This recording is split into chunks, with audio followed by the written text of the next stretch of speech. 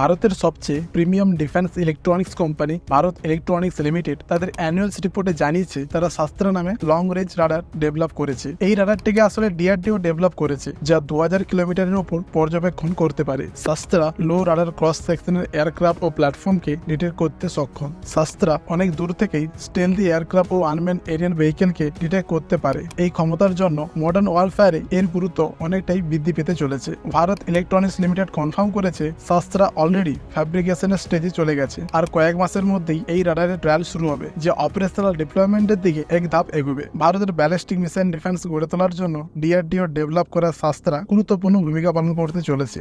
Ballistic missile ডিফেন্সের রাডারটি design করা হয়েছে ব্যালিস্টিক মিসাইলকে ট্র্যাক ও ডিটেক্ট করার জন্য। ক্রুশিয়াল ডাটা প্রদান করবে ইনকামিং থ্রেটগুলিকে নিউট্রালাইজ করার জন্য, বর্ডারগুলির এয়ার ডিফেন্সকে স্ট্রং করার জন্য ও ওয়াইড রেঞ্জের এরিয়াল থ্রেটকে নিউট্রালাইজ করার জন্য এই শাস্ত্রা রাডারের গুরুত্ব অনেকটাই বেশি। জয় হিন্দ।